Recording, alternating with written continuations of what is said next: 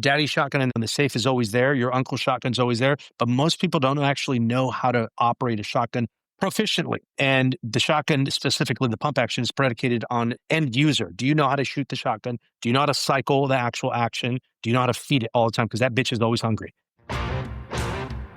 This is Beer 30, a podcast that connects badass people and shares their experiences over a cold one. Kick back, relax, and enjoy the show. And if you like it, don't forget to leave us a review on your favorite podcast platform. Let's get started with today's episode. Welcome to another episode of Beer 30, brought to you by UF Pro. I'm your host, Tanner Denton, and today we have been graced by the presence of Gerry Perez and Brian Wadtke from Triple Feed. Guys, thank you so much for taking the time to be here. Yeah, appreciate your time as well. Absolutely, thanks. So firstly, I got to get this question out of the way. It's been burning a hole in my head ever since I actually met you guys. And it's probably a really simple question, or maybe there's not even an answer to it, but how was the name Triple Feed chosen to represent your group? Was it just like, oh, there's three of us and we love firearms, so let's just do Triple Feed? Do you want the satire answer or do you want the truthful answer? Let's do the satire first. I mean, two girls, one cup, right? I mean, Right. Three guys, one hole, right? But seriously. So the actual reason behind it, please at any moment jump in, Brian. We didn't meet because of firearms. The three of us come from three different walks of life. Brian coming from special operations, military, and then me coming from law enforcement. And then Luis, the other third member and owner, founder of Triple Feed, comes from an executive protection background and civilian mostly. So the three of us kind of came together. We were at a course. One of the malfunctions that we had there was a triple feed. Everyone was always like scratching their head, like, how do we fix this? How do we fix this? So difficult. And at the end, we came to find out that it was an easy fix. And I think the three things that we bring together, the law enforcement side, the military side, and the civilian side, everyone always fights amongst each other. It's really hard to get along, but it's actually really simple to get along. Really simple to get along. And the common theme is we're all here to learn. We're all here to train. We're all here to have a good time. And that's kind of where it came from. Brian, anything to add on that? You hit the nail on the head with that one. Sweet. Well, Gerry, you kind of touched on it a little bit, but I'll start with you. We can go into a little more detail. Could you give the listeners a little bit of background on yourself and what you currently do? Whatever you're able to tell, please tell it, because I know there's people out there that are like, who is this Gerry fella? Yeah, no worries. So I joined the military in 2002 through 2006, joined the Marine Corps, went overseas with 1st Battalion, 2nd Marines the first time around, got out. I knew I kind of wanted to do law enforcement. The only thing I ever knew was LAPD. Prior to me actually joining LAPD, however, I decided to do a little bit of civilian contracting work overseas with the Army Corps of Engineers. Went back to Iraq. I did a lot of demolition stuff for about 8 months. Decided it wasn't really what I wanted to do. It was a lot of money at the time, especially in 2006. As you know, Brian, there's a lot of contracting work done overseas, specifically Iraq and Afghanistan. Money was lucrative, but it wasn't about money for me. I just wanted to do the next chapter of my life. And I knew law enforcement was the next chapter of my life. So I left, went back, started working at Home Depot for about 2 weeks, because I am, habla. And from there, exactly. If you weren't going to say it, I was going to say it. From there, I knew that my one goal was law enforcement. So I had already applied when I was still overseas. I got the call up really quick. My background was really fast. I think it had to do with the fact that at the time in 2006, LAPD was doing a really, really big recruitment, opening. And there was a lot of people, going through the pipeline. I got picked up in less than 6 months. From there, I did a lot of like moonlighting off to the side. I did EP work, executive protection. For those who don't know what EP is, I did a lot of red carpet events, jewelry stuff. I took a lot of liking into the executive protection world. And now what I currently do is I left LAPD a few years ago, currently a reserve officer for a smaller agency. It allows me to kind of do whatever I want on the side.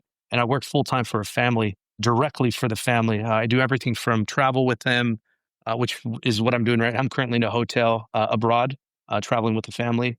I do advanced work. I do estate stuff. And then I also run the training program for the whole company. We do everything from compliance to training to medical. We outsource stuff, and that all goes through me. And I make sure that our guys have the best training in the world. If not from me, then from people that I know in the industry. Nice. Awesome. I actually didn't know a whole lot about that, so I'm glad I asked.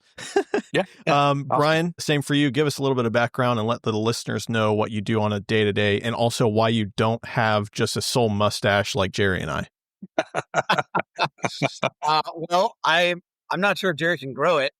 Can you grow a I beard? can't.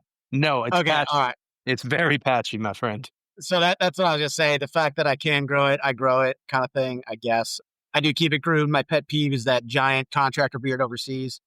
You know, the gray fat dude in the khakis and the black polo or whatever. Oh, it's my pet peeve. So try to keep her groomed, you know. But so I joined the military in 2003, the year after Gerry did there. I went into the Air Force, which was my last choice. Didn't know at the time necessarily about special operations in the Air Force. The reason I ended up pulling the trigger with that is because back in 2003, the Air Force was the only branch that was allowing just kids or guys from the street to go straight into special operations as long as you pass everything, right? Then you can start the pipeline of selection there. So I went in for combat control, made that, graduated in 2006, and then I just retired 5 months ago. 5 months ago. So I did 21 years in Air Force Special Operations as a combat controller. I did 10 years active duty. So 03 to 13 were my active duty years. And within that span, I got seven combat deployments out of there. And then after 2013, as Gerry alluded to, contracting was extremely lucrative. I went into contracting, did another dozen trips overseas between 13 and 16. Also, during that time, I went from active duty to Air National Guard, so my time kept ticking, and I still served quite a bit with the military there. Did like another small non-combat related deployment with the military there, and yeah, and then like I said, retired a few 4 or 5 months ago. So currently doing the triple feed thing. I teach close air support up at Creech Air Force Base here in Nevada. Doing that with the drones specifically. Let's see. I hunt a lot. As anyone that even kind of knows me could figure that out pretty quickly. And I love woodworking. I like building stuff with my hands. Yeah, about sums it up. Well, Brian's also kind of stepping into the world of executive protection himself recently. So the last, maybe year and a half, he's been dipping into it himself too. And I mean, there's money to be made out there. There's lucrative amounts of money. The private sector world, as you guys probably know, people pay for a certain type of service. And there's people like Brian, myself, Luis, who isn't on the call right now, that's what we do. Yeah, absolutely. And we've done a pros guide with you before about that specifically.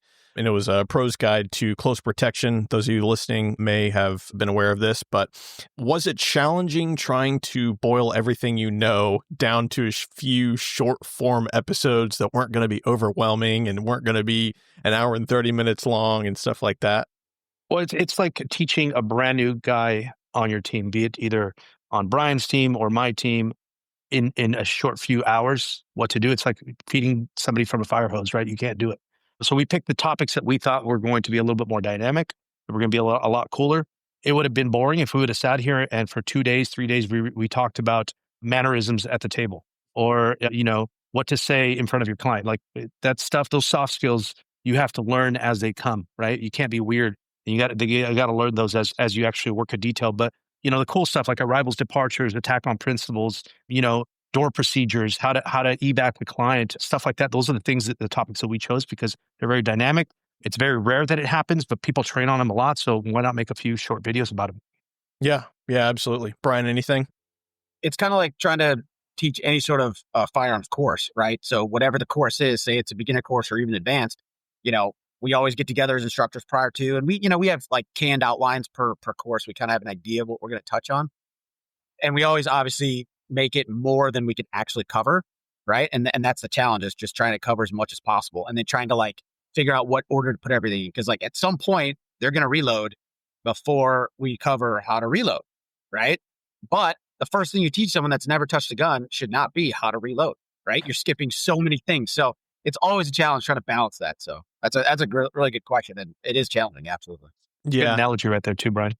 If you were to expand on the pros guide that we did to close protection in the future, so if we were to do, let's say, 4 or 5 more episodes, what would you want to include that we didn't touch on in the last one? Me personally, and then I'll open it to Brian, what to carry, more, I guess, in depth, what to carry on your body, what to carry in the vehicle, because we're always either by ourselves or in a vehicle, and what to expect from the client themselves is what I would kind of touch on, because everyone thinks they know what the client's going to do. But if you've never actually talked to your clients, never talked to your principals, they're just, most of the time, they're either going to freeze or they're going to panic and run. So making sure that you're on the same page as your clients. And I know that can be very difficult for some people that don't work direct for the client. If they contract through, let's say, a company that I'm not going to mention that rhymes with DeBecker, and they actually come in and they work, they're not allowed to talk to the client direct. It's only the owners of the contracts that are allowed to talk to them. So being on the same page with your client, I think is a big thing. And then knowing what you're carrying, what your partners are carrying, and what's inside the vehicle. For me, it's not the most dynamic course or topic to talk about, but it's something a lot of people don't really touch on. Yeah. Brian? I couldn't agree more with specifically with the what to carry, because that market is ever evolving. And, Tanner, you're into guns and you're into the firearms industry as well. Like, there's these off-body carries now, and there's a million different ways to off-body carry, size, companies, different features, all these different crazy holsters, there's belts, there's all sorts of stuff that's just constantly changing. So it's kind of trying to stay with or ahead of that curve is definitely advantageous, and it just makes your job easier. So yeah, what to carry. Absolutely. Yeah. Speaking of firearms and things to carry, have you guys ever, and well, if you can't answer this, don't answer this, but have you ever been able to or thought about carrying one of those flux raiders to use as more of a capable firearm rather than just a concealed carry? Do you know what I mean? I'm going to talk about California specific and other things, and then I'll let Brian mention what I think he's about to mention about Luis. But in California, you are limited to certain things that you can carry. To keep it generic and to keep it above board, and for the sake of us not getting looked at under a microscope by BSIS or any of the compliance departments or whatnot, we always carry the same thing. We carry Glock 19s. That's all we carry. And we even go above that. We carry whatever's compliant for the state. Even if you're law enforcement, even if you're retired Fed, it does not matter. During your duties as a security guard or an EP agent, you're not a cop. You're not a federal agent. Right. You are a private citizen that works for a family, and people don't get that. People think, oh, I'm a cop off duty. You're not a cop, though. You're not a cop. So what we do is we tell guys, we have to train to this standard, and we all carry the same thing. It's not going to be Brian carries a 1911 because he's a FUD, and I'm going to carry, a Canic because I think Canics are cool, and Tanner's going to carry a fucking High Point because he's gangsta. It's not like that. It's like everyone carries the same thing, and everyone carries, for the most part, the same gear. So that if something happens, we know exactly where the gun is, we know exactly where the ammo is, we know exactly where this is at. It's unfortunate that we're kind of limited to what we have in California. We're kind of trying to work around the laws and regulations. But when people travel, things change. And I'll let Brian talk about like some of the things that you guys carry while you guys are on duty, if you want to or can. Yeah, so the question was about previously if we use the Flux Raider. So Luis, the third owner triple speed, as we previously discussed, is a huge fan. Always has his backpack, carries that thing around. He's like a little kid at Christmas every time. He's like, the Flux, you want to see it? I'm like, bro, you've showed me 80 times. So, and absolutely, I mean, you're clearly familiar with the platform. It absolutely can extend not only the range, but the accuracy and the speed in which you're shooting. Not to mention, the magazine capacity. You can get, more extended mags, and it's not uncomfortable, right? You're not putting a 30-round Glock mag appendix carry, right? Right. So it's typically in an off-body capacity. That being said, I mean, just think about the market of AR-15s in terms of, SBRs and then collapsible buttstock options. I mean, you're getting pretty close at the same size of a Flux. You really can. You throw a 10-round mag in there, and that thing is tiny, tiny. So again, from the military background, we always like that, I guess, higher performing caliber, right? So the Flux essentially is just taking the same capability and making it a little greater, but you're still bound within the constraints of a 9mm or whatever pistol that the Flux is attached to, right? So having that, handgun caliber and then having that carbine caliber, 5.56 or greater, again, depending where you're at, like Gerry was saying, but can be greatly beneficial. Yeah. I mean, you talked about carbines, and I mean, one that's can be really small is the Sig Rattler. I mean, that you can make it shoot either 5.56 or 300 blackout. So 300 blackout subsonic, put a suppressor on there tucked inside the handguard and fold the stock. Now it's like, I mean, now you're cooking with Crisco at that point. So that exact combination is a game changer. Yeah. I mean, we're talking about Swiss cheese and cars. I mean, that's legit. So going back to the pros guide, we got off on a little tangent there. We're nerding out on guns. Next on the list, we've talked about it already, and we're trying to get dates down, but is the Pro's Guide to Shotgun Proficiency. Why would someone need to watch a video or a video series on how to use a shotgun? Brian, I'm going to let you take this one because you say it perfectly every time we talk about shotguns, specifically pump action shotguns. Pressure's on. All right. Most prolific gun in the United States and maybe even North America is the pump action shotgun. So that's essentially starters. That's essentially number one. Number two, and Tanner, I know Jerry's already done this. Tanner, think about all your buddies and you yourself. What's the first gun you ever purchased? Or think of, do you even have any buddies that don't have a shotgun? Right. So if you start thinking in that regard, dude, damn near everybody has one, right? Yeah. Now, a shotgun was never originally designed to be a tactical gun. It was designed to be a hunting, a fielding gun, essentially, right? And there's still no perfect transition from a sporting gun to a tactical gun, right? People try to by putting pistol grips on, putting rails, putting sights, red dots. But at the end of the day, you're still bound by only a couple different variations of a safety selector, which is kind of the biggest thing that we talk about in a shotgun course is think about a carbine, right? It's right on your thumb. That gas pedal is ready to go. You lift it up, goes on fire, put it down, goes on safe, super ergonomic. But then think about a shotgun. You either got the thumb safety up top for like Mossbergs, or you got the Remington style down on the trigger guard. Both are huge things that you need to train on because that safety is not ergonomic. Again, a sporting gun, you're never in a hurry to flip it from safe to fire, right? When you're shooting pheasant or whatever, right? So that's kind of the biggest thing. And then obviously the pump action part. We don't currently offer a semi-auto shotgun course for the reason of kind of if you can dodge a wrench, you can dodge a ball, right? If you can run a pump as fast as a semi is easier. You just pull the trigger, right? You don't have to work that pump. So manually operating that is definitely a trick that takes time to master. And again, it's a journey, not a destination. So we're all still practicing it. But biggest things is just they're so prolific that's almost everybody has one. And then my thing is, and I think a lot of professionals in the firearms industry is if you have a gun sitting in your safe and don't know how to use it, that's probably not the right answer. Now, if you collect guns and you have 200 guns, great, that's cool. But in terms of saving your life or carrying a gun in a professional manner, or, you have a CCW and you go with your family, and that gun's there for protection, right? So if you got a shotgun next to your nightstand, but you only train pistol carbine, you're doing yourself a disservice. Yep. Agreed. Couldn't have said it better. Yeah. So why would someone use a shotgun if they have access to a rifle or a pistol? Because with the rifle, we all know you can accurately engage targets out to distance or close range. And with a pistol, obviously it can dispatch anything close while being maneuverable. And it has, most of them have very manageable recoil. Jerry, you got this one.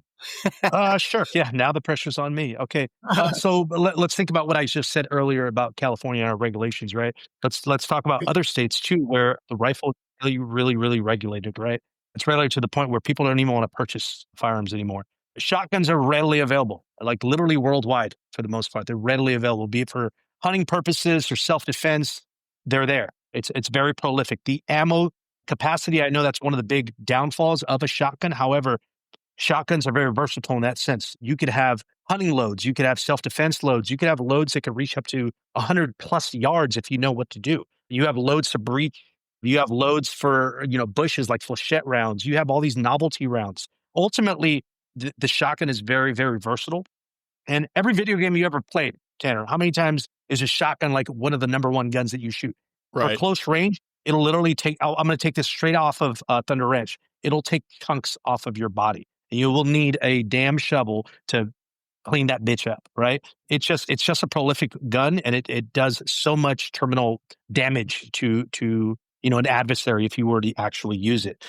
So to me, a shotgun, for the most part, everyone has a shotgun or has used a shotgun in the past. Daddy's shotgun in the safe is always there. Your uncle's shotgun's always there, but most people don't actually know how to operate a shotgun proficiently.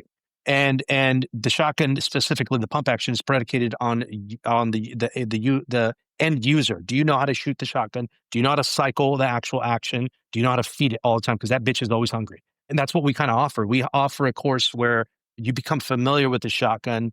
And at the end, I think every end user that has attended our pump action shotgun always says, I absolutely love my shotgun. and I'm going to use it more often. They always leave with a big old smile on their face and a big old bruise on either the left or right side of the shoulder. Yeah. Yeah. Do you guys have it's so, because a shotgun is a tool, right? I mean, you're able to use it, like Brian, you said, I mean, it was originally a hunting tool. So, I mean, there's all these hunting loads that you can use, but now it can be used as a very good defensive tool, or offensive tool. With the types of loads that they have, do you guys have a favorite load that, I mean, not like brand or anything like that, but a specific round that you're like, dude, I'll shoot this all day, every day. This thing's great. Yeah. I'll quickly touch on something and then I'll let you, because you have like the speech for this. There is no one load that's the same for every shotgun. So one of the things that we do during our shotgun courses, the first thing we do actually, besides going through the nomenclature of the shotgun itself and the history behind it, we pattern. And every good shotgun class should teach their students how to pattern and what to look for. So there's never going to be one load to rule them all. This is not the Lord of the Rings, man. It just doesn't happen that way.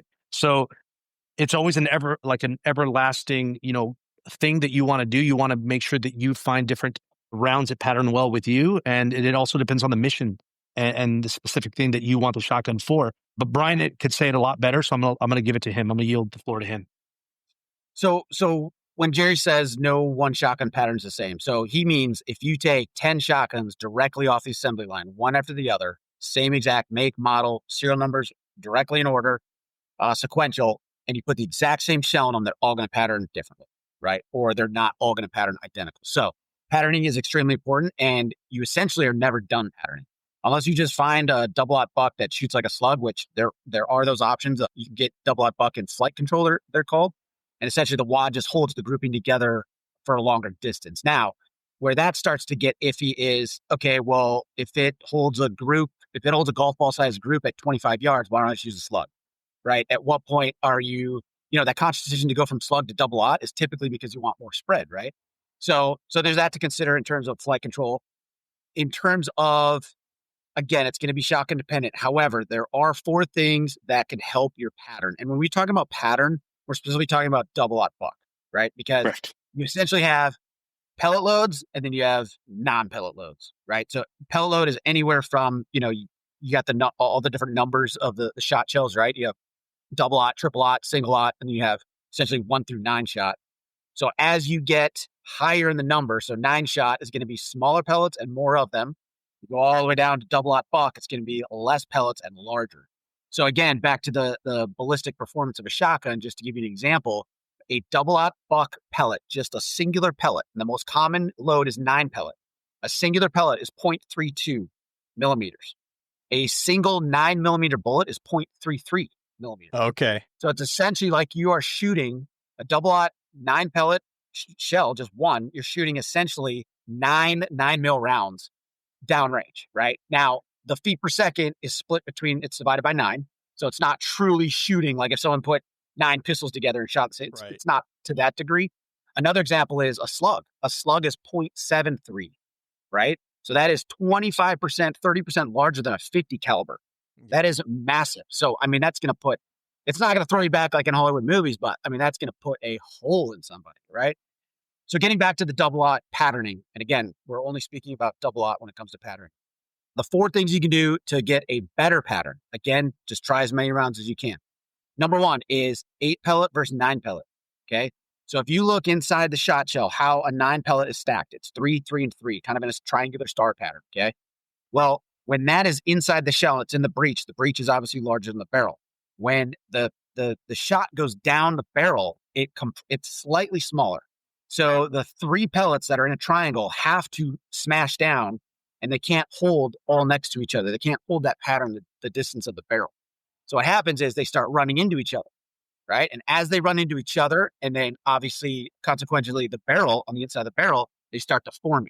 And as you know, when you throw a baseball, right, or anything round versus now take something with a odd shape, just a weird random rock, right? A perfectly circular ball is going to fly better through the air than a random shaped rock, right? So as those pellets deform and then exit the barrel, they do not fly as straight. So that is number 1, is going from 8 shot from 9 shot, trying to find 8 shot, because those pellets are stacked 2, 2, 2, and 2. Okay. So the second they exit the shell casing and go into the barrel, they're not knocking around nearly as much because they're already aligned, and the barrel is not constricting them further. Does that make sense? Yeah. Number two, you are going to get bouncing even with 8-pellet. You're going to get some bouncing, whether it's the barrel or the pellets themselves, right? Again, not as much as 9-shot, but you get 8-shot coated pellets. So coating can be nickel, brass. I don't know, Jerry, what's some other, whatever. The sky's the limit. There's other metals. Yeah. Right. So, I mean, you can visually tell if the pellet's coated or not, but if you're not sure, you just take the pellet and you dig your fingernail into it, kind of like a soft wood, you'll leave a fingernail print, right? Yeah. In uncoated pellet. So if there's a harder coating than the pellet itself, even with it knocking around, it's not going to deform. I won't say ever, but it's not going to deform nearly as much. And again, back to the concept of a perfect circle flies straighter than an oblong circle or a misshapen circle. Yeah. So that's 2. Number 3 is the feet per second, right? So if you have an uncoated pellet greater than, is it 1,300 feet per second, Jerry? Somewhere in that. I believe it's 1,300 feet. Yeah. These are 1,300 feet. Uncoated pellet, the pressure in and of itself will deform the pellet.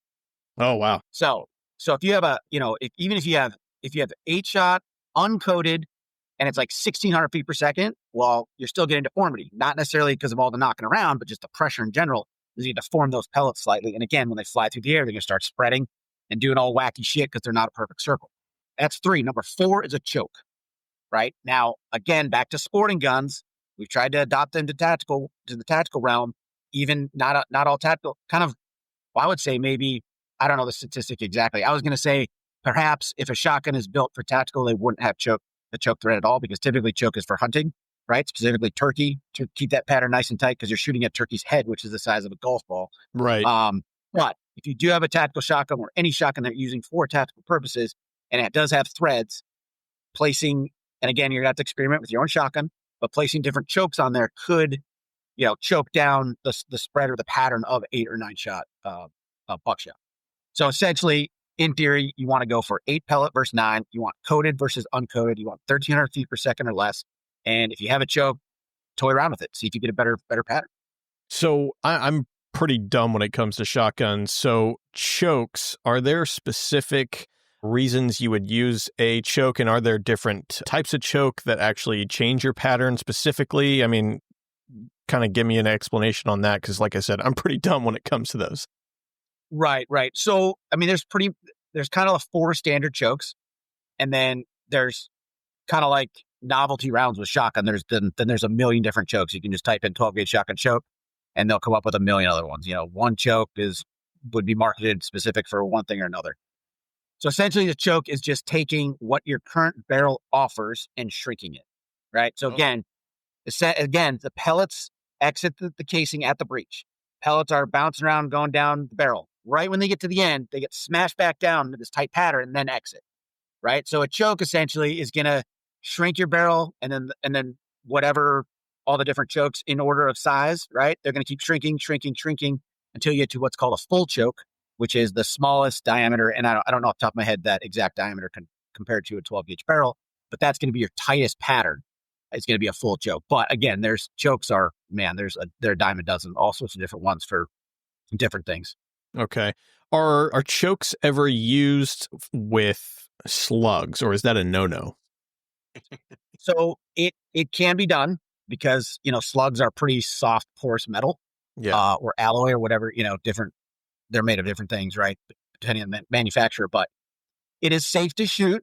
But I will caveat that with, it could not be safe to shoot. But in generalities, you should be fine. It'll just deform the slug. And then back to our previous conversation, the second that slug's ultra deformed, now it's going to fly erratic at distance. Yes. So essentially, you're shaving off pieces of the actual slug itself. So why shave off pieces off the slug? At the end of the day, if you're using it for home defense or self-defense or as an offensive tool, don't even put a choke on there. Yeah. Don't even put a choke on there. It's better to just buy the rounds that are, like you said, either the 8-pellet, 9-pellet, or the coated ones. Now, to caveat on top of that, you also want to make sure that you want to be familiar. If you have coated rounds that don't deform as easy as your normal shells, deformation, or not deformation necessarily, but over penetration is what I should be talking about. You do risk the possibility of penetrating a wall that you maybe don't want to penetrate if you have family in your house. So things to be aware of. There is no one perfect round. It really isn't. It's just what works best for you and what the specific mission is for you. Okay. There's a specific round that I actually think I have in my 1301 that is, I think it's a home defense specific round. I don't know what makes it a home defense specific, but round it is or something. Yeah, no, I think it's 3 double-aught buck and 1 1-ounce slug. Have you guys Winchester PDX-1? Yes, it actually is. Have you ever dealt with those? Are those anything that people should be aware of, or is it just sort of like a gimmick? Man, so Gerry, do you remember when we patterned with that? Yeah, I do remember. We did that range weekend, man, a couple years ago. So, Tanner, I want to give you the answer that you want because I wanted the same answer, but I can't do it. All right, I don't want to say gimmick. That sounds way too worse. It sounds worse than if I said novelty. So if it looks like a duck, walks like a duck, sounds like a duck, it's a duck, right? So if there's some, I mean, they have pellets where it's number 8 pellets with they have 30 number 8s, then 3 double-aught, and then a disc, and then a slot. End of the day, if it feels like a novelty or gimmicky, it probably is. We patterned with it a few years ago. I do recall that because I was high on them at the time. I think they may have came out back then 4 or 5 years ago. Yeah. Maybe longer, but yeah, it patterns. But I don't know if it patterns well in shotgun, use it, right? But yeah, I guess. But I don't know. I don't know what else to say about that. Just if it's because they're like Gerry was saying, there's flechette rounds, there's Dragon's Breath, there's all these crazy rounds. People put, have you seen people putting dimes or nickels and reloading in a? Yeah, I've seen people make their own slugs, which I guess that could be also if you're in a really shit situation. I mean, real bad situation, and you need to find some ammo. Maybe you can make your own, and it'll at least hurt really badly. Maybe it won't be as effective as others, but. I mean, you're making a blunderbuss load at this point, Yeah. Let's throw forks and, rocks in there and whatnot. Right. Look, my standard for me is this. If law enforcement uses it and it's the standard for them and it works well, then that's probably what I'm going to use. Is it fun to shoot some of those loads? Absolutely. And it is fun to use. That's why they have so many different rounds. A lot of them, most of them are going to be novelty rounds, unless you're absolutely hunting a specific load for a specific game. But, I'm going to stick to what's been tested and what's been true. And I'm going to use a certain type of double-aught buck for me, and I'm going to use a certain slug for the same gun if it works for me. Okay. Now, Tanner, don't go throw those rounds away. I mean, by all means, pattern with them. And bro, those pattern well. Hell, you know what I mean? Yeah. And again, it's going to depend on your situation. If you have family members in 4 or 5 different rooms upstairs, maybe not. I don't know. But I mean, we use the analogy of a ranch. If you got property, right? You have outbuildings, right? A shotgun could be a really good versatile tool. Yeah. In that regard. But hey, if it works for you, it works for you. I will say my 1301 is extremely fun to shoot. I if anyone's like, hey, bring your shotgun, I'm like, yep, absolutely. It's so fun. I really need to grab a pump action so I can get very, very good with it because, I mean, shotguns require so much weapon manipulation and being very familiar with what's going on and how to fix it if something goes wrong and stuff like that, like you guys have touched on. So, and I think being very proficient in your weapons handling just makes it that much more fun to shoot that firearm because you're like, I'm so good at this. You just feel so good. There's nothing sexier than watching somebody manipulate a pump action shotgun like a pro. Yeah. You're like, that's what I want to do. That's how proficient I want. It's the same thing with any other weapon platform. When you see somebody that confidently handles a firearm, be it a shotgun, rifle, whatever it might be, it's just, it makes you so, it makes it so sexy. You want to do it. Nothing worse than watching a FUD on the range, unloading all his rounds and just rocking him off to the right side. It's like, that's fuddy, dude. Don't do that. Let's not do that, please. Let's do it the right way. Yeah, and I mean, not only does it look sexy, but it also helps you do whatever you're doing. Because if you have no idea what's going on and you're in a shit situation, there's nothing that can help you if you don't know how to effectively put rounds on target at the speeds that you need to be, rather than just shooting once and then racking off to the side and bringing it back up to your shoulder. And But to wrap it up, if someone wanted to improve with the shotgun platform, what would you guys recommend they do other than typical, let's go shoot clays or let's go shoot some paper? Because I know, like I said, with shotguns, it requires a lot more practice and weapons manipulation than it would with a pistol or a rifle, because you have that much more ammo in the magazine. And when it comes to the pump action, you don't have to pump a pistol every single time. Well, when you're outside of California, Gerry, you don't have to rack a pistol every single time you shoot it. So, Brian, the first thing I would say is to take a course, and again, vet that course. Don't just take the cheapest course you can find that's local to you. Like, vet the instructors, vet the company. Do your research on that regard. But you cannot. And I mean, I'm speaking for Triple Feed, and I know there's a lot of other companies out there. Like, we don't ever put a course on that's half-ass, right? Like this is, again, Triple Feed, 3 of us coming from 3 different walks of life, just decades of experience in the firearm industry as a whole. And then you break that down into, our core things that Triple Feed is phenomenal at, pistol, carbine, shotgun, night vision, low light, white light, CQB, right? So we have, and Gerry can attest, I mean, we have put a shit ton of thought into all of our courses, the pump shotgun specifically. We have gone and broadened our horizons. We take shotgun courses every year ourselves, and we bring back different tidbits, things like that. So yeah, if someone wants to get better at shotgun, like, you got to go to a professional, just like anything, right? If I'm going to get better at chess, I'm going to go to, a grandmaster chess instructor, right? Kind of similar to, I'd say that's step 1 for sure. I think step 2, and just as importantly, almost, it's really close to step 1, is buying a reliable shotgun. If you go out and buy that $200 shotgun from, Ammo Turkey. Bros, from Turkey, and it just falls apart on you on the first rep. I've seen shotguns. They go, oh yeah, I've had this shotgun in my safe. I bought it 2 years ago for $250. That is a $250 shotgun. It fell apart. Mid reps. So buying reliable shotguns, is I think is just as important as actually getting the good reps from reliable instructors. And we, if people, I'm not going to really talk about it on the podcast, but if people want to reach out to us and go, hey, what shotgun do you guys recommend? I will give you my recommendation. Brian will do the same thing. If you just want to reach us on the Triple Feed platform, we'll do the same thing. We don't get paid by anyone. We just recommend gear that we like, that we've trained with, that we've used overseas or here stateside, and that's reliable to us. Cool. Well, guys, thank you so much for coming on to the show. I know you guys are very tight on time and traveling all over the place, so I really appreciate you guys coming on, and I'm sure the listeners do as well. For those of you listening or watching at home, you guys can stay tuned and be sure to check the YouTube channel as well as anywhere where you consume this for the future episodes.